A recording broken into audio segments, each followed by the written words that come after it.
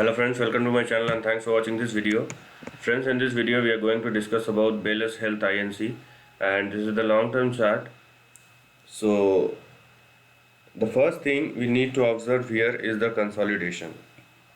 Although we have the data available since I think the year 2000 2001, and as you can see the stock has topped out in the year 2003, and then a double top kind of thing happened in the year 2007. So it has reached its peak near $850, and since then from 2006 the stock has seen its low at 2016. So although there are some sharp bounce back, but it's a crunching fall in the last 10 years that the stock has seen.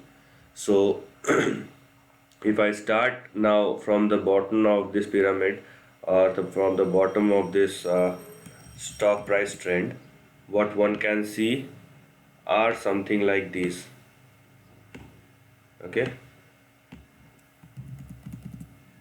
so you will see some trend which are like these. Okay, here we have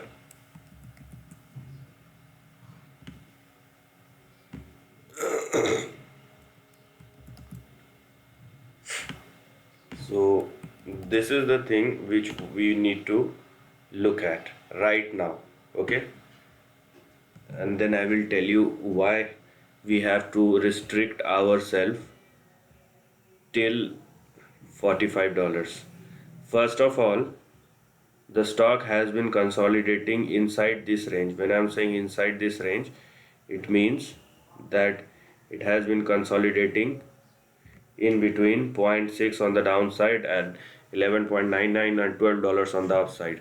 So as you can see, there are pretty big swings, because even if you are considering this low and this high, it is a return of 1800%. So obviously it's a big swing, and the stock tried to move up and down a couple of times, but it has not been succeeded above $12. That's why we are considering zero point 0.6 and $12 as our current trading range. Now considering the current price action, you will have your immediate support at 2.2, followed by your next support at 1.15, then you will have your next support at 0.86, and finally you have 0.6 on the downside. On the upside, you have your first target or resistance at 3.87, followed by 5.91, then you have 8.54, and finally $12. So firstly, if you are super bullish, very bullish, or whatever bullish term you need to consider, so keep your bullishness till 11.99 or $12 on the upside. Okay, and unless the stock moves above $12, one should not think about. So let the price go and sustain and makes a breakout about $12, then only we will consider the next big target or resistance, which are or which will be in between $33 and $45 on the upside. Now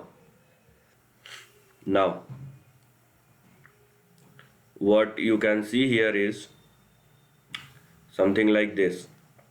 First, unless $12 crossed, you will not see these two levels, 33 and $45.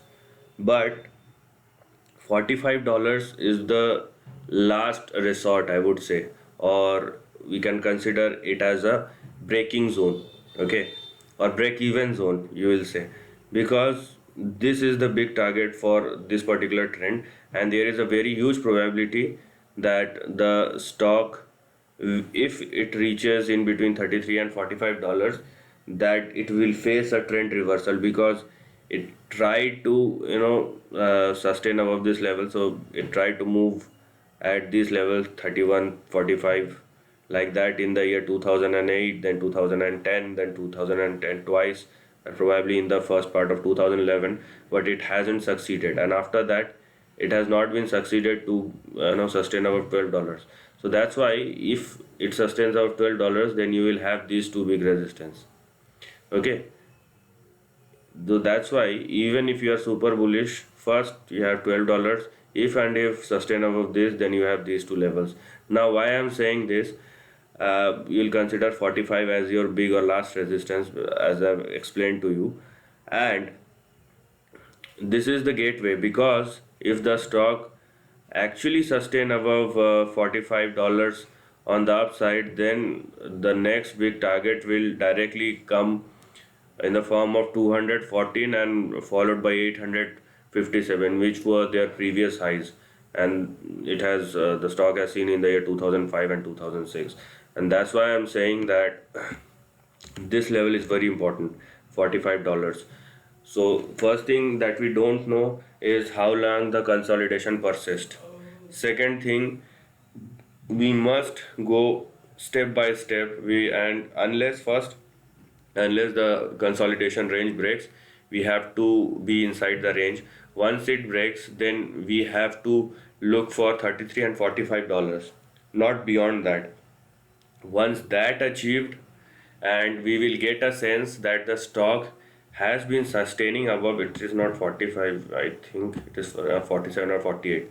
So once the stock sustains above $48, it is not like it will go up. As you can see, this shadow kind of bars, it will go up and it sharply comes down. So this will not qualify as a breakout. This will qualify as a false kind of breakout, and it unable to sustain and falls down.